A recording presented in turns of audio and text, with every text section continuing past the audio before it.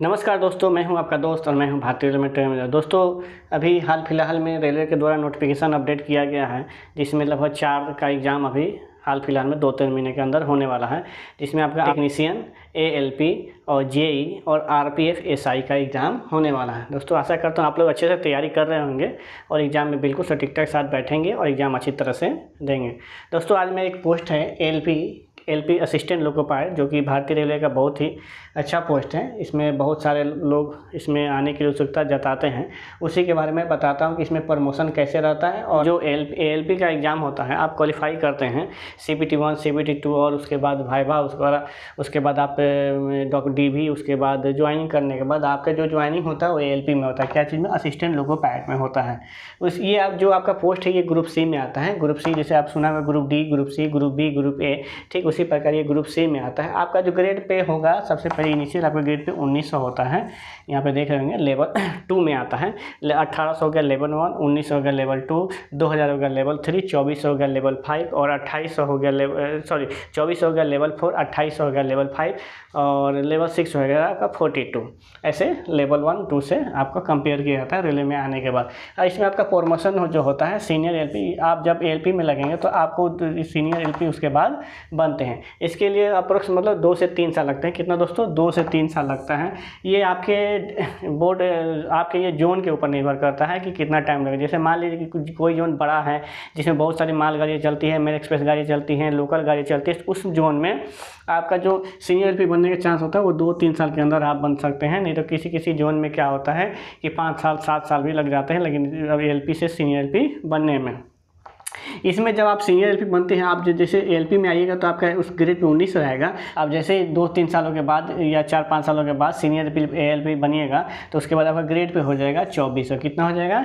2400 grade pay हो जाएगा। उसके बाद आप एलपीएस, उसके बाद 2400 ग्रेड पे होने के बाद सीनियर एलपी बनने के बाद आप उसके बाद आपकी सीनियरिटी वाइज आप यहाँ पे एलपीएस बनते हैं, loco pilot centre. Loco pilot centre का मतलब होता है कि जैसे आप मान लीजिए कहीं भी यार्ड में किसी भी मतलब कहीं भी, जैसे पूरे डिवीजन में कहीं भी यार्ड में कुछ शंटिंग का कार्य होता है। जैसे एक वैगन काट के दूसरा लगाना हो, तीसरा लगाना हो, 2 गाड़ी कहीं बाजू वाली लाइन पर रखना है, 3 गाड़ी कहीं भेजना है, आसपास में भेजना है, उसी को शंटिंग बोलते हैं। जैसे इधर से उधर करने के लिए गाड़ी को, उसी को लोको पायलट सेंटर बोलते हैं। इसमें शंटिंग करते हैं ग्रेड पे। उसमें भी आपका इनिशियल आपका मतलब 2400 से शुरू होता है। इस शंटिंग आप समझ चुके हैं। उसके बाद एलपीजी, उसके बाद एलपीएस के बाद फिर उसके बाद जैसे जैसे एलपीएस बनेंगे 2-3 साल के बाद वहाँ पे काम या 1 साल काम करने के बाद वही आपके डिवीजन के ऊपर निर्भर करता है, बैकअप के ऊपर निर्भर करता है, कितनी गाड़ी चलती है उस पर निर्भर करता है। उसके बाद आप एलपीजी बनते हैं, ग्रेड पे आपका 4200 हो जाता है। वहाँ पे आप यहाँ से देखिए, यहाँ पे आप लेवल 2 में आए, लेवल 2 से यहाँ पे आप लेवल 4 हुआ, लेवल 4 के बाद यहाँ पे आपका लेवल 6 हो जाता है डायरेक्ट। लेवल 6 होने के बाद एलपीजी बनते हैं, लोको पायलट गुड्स। जो भी मालगाड़ियाँ किसी भी डिवीजन में मालगाड़ियाँ चलती हैं, चाहे कहीं भी मालगाड़ियाँ चलती हैं, उसके बाद यहाँ पे एलपी के बाद सीनियर एलपी, सीनियर के बाद एलपीएस, एलपी के बाद आप एलपीजी बनते हैं। उसके बाद आप मालगाड़ी चलाने के लिए एलिजिबल हो जाते हैं। उसके बाद आप देख सकते हैं यहाँ पे मालगाड़ी में आप 4-5 साल वर्किंग करने के बाद वही यहाँ पे भी फंडा है। कोई आपके डिवीजन के ऊपर निर्भर करते हैं कैसा बैकअप रहता है। 200 किसी डिवीजन में 2 से 3 साल, किसी डिवीजन में 4 से 5 साल, किसी डिवीजन में 5 से 6 साल, 7 साल भी लगते हैं। उसके बाद आप बोलते हैं एलपीपी बनते हैं। उसके बाद इसमें आपका ग्रेड पे रहता है कितना? 4200 सेम रहता है। यहाँ पे जैसे एलपीजी में आपका ग्रेड पे 4200 था, ठीक उसी प्रकार इसमें भी 4200 ग्रेड पे रहता है आपका। इसमें टाइमिंग शेड्यूल फिक्स होता है। जब यहाँ देखिए एलपीजी में जब आप जब आप लोको पायलट गुड्स जब बनते हैं, वहाँ पे आप काम जब करते हैं तो उसमें टाइमिंग का फिक्स नहीं रहता है। किसी दिन आपको 2 बजे रात को आना पड़ता है, किसी दिन 4 बजे सुबह में आना पड़ता है, किसी दिन 12 बजे दिन में आना पड़ता है, किसी दिन शाम को 9 बजे आना पड़ता है। आपका हर दिन अलग अलग ड्यूटी शेड्यूल होता है। तो इसमें बहुत सारी परेशानियाँ होती है, मौसम से लेकर मतलब जितने भी बहुत परेशानी झेलनी पड़ती है इसमें। उसके बाद यहाँ से जब आप निकलते हैं 2-4 साल 5 साल जितने भी टाइम लगे, उसके बाद आप बनते हैं एलपीपी। ग्रेड पे आपका सेम वही इनिशियल रहेगा 4200।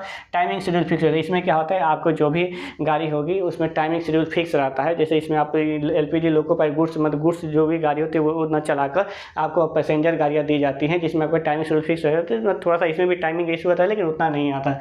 उसके बाद आप बनते हैं लोको पायलट में। यहाँ पे भी आप 2-3 साल काम करने के बाद 2 से 3 ईयर 2 से 3 ईयर काम करने के बाद आप बनते हैं लोको पायलट मेल एक्सप्रेस बनते हैं ग्रेड पे। इसमें भी आपका 4200 रहता है। फिर उसके बाद इसमें भी आप 4-5 साल, 8 साल, 10 साल, 15 साल जो भी जैसे होते हैं वहाँ पे यहाँ पे अपनी इच्छा के अनुसार काम करते हैं।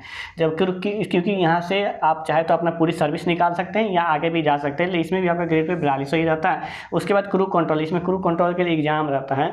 आप जैसे मान लीजिए लोको पायलट मेल एक्सप्रेस बनते हैं तो उसके बाद क्रू कंट्रोलर आपको बनना है, तो इसके लिए एग्जाम होता है। नहीं तो आपको जैसे एक्सपीरियंस के आधार पे, सीनियरिटी के आधार पर क्रू कंट्रोलर में बैठाया जाता है। इसमें भी आपका 4200 ही।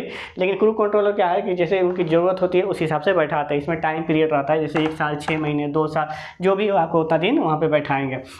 उसके बाद यहाँ लोको पायलट मेल एक्सप्रेस या क्रू कंट्रोल में काम करने के बाद आप बनते हैं LI लोको इंस्पेक्टर। लोको इंस्पेक्टर में आप जैसे मान लीजिए कोई डिवीज़न में गाड़ी चल रही है, जैसे एक ए से शुरू होती है B तक जाती है, तो उसी के बीच में आप कोई लोको इंस्पेक्टर होता है, वो डायरेक्ट मैं कहीं पे गाड़ी स्टेशन पर रुकी तो वहाँ पे लोको इंस्पेक्टर डायरेक्ट लोको में आ जाता है और असिस्टेंट लोको पायलट और लोको पायलट को देखता है कि कैसे गाड़ी चला रहे हैं, जो भी प्रिपरेशन बढ़ता जाता है वो कर रहे हैं कि नहीं, जैसे जो भी सावधानियाँ करनी है वो कर रहे हैं कि नहीं, ब्रेकिंग बराबर करने की, स्पीड बराबर जा रहा है कि नहीं, लोगों में कुछ प्रॉब्लम तो नहीं है।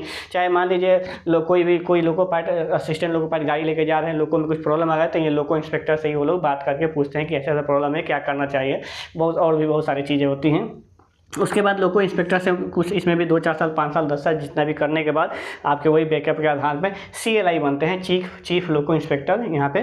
उसके बाद चीफ लोको इंस्पेक्टर, इसमें भी बहुत अच्छा पद है। इसमें भी वही लोगों से संबंधित होता है। लोगों से संबंधित जब वही कुछ सेक्शन में प्रॉब्लम आता है तो CLI से बात करके इसको निपटारा किया जाता है। इसमें भी आपका इनिशियल 4200 रहेगा इन 5 से 7 ईयर। दैन आप इसमें LI CLI में लगभग 5 से 7 साल काम करने के बाद फिर उसके बाद आप बनते हैं एडेमी, एग्जाम प्लस इंटरव्यू इसमें होता है। एडेमी बनने के लिए आपको एग्जाम प्लस इंटरव्यू होता है। इसमें नॉर्मल सीटें रहती है, जैसे 1-2 सीटें आती है, ज़्यादा सीटें नहीं आती क्योंकि वो डिवीजन लेवल का ये पद है एडीएमई। प्रकार से दोस्तों असिस्टेंट लोको पायलट में प्रमोशन मिलता है। ये पूरा विस्तार पूर्वक तो नहीं बताया है, लेकिन फिर भी आप इतने बातों से जरूर समझ में आएंगे कि कैसे इसमें प्रमोशन मिलता है। तो दोस्तों वीडियो कैसा लगा, अच्छा लगा तो प्लीज़ लाइक एंड सब्सक्राइब जरूर कर दीजिएगा। Thank you.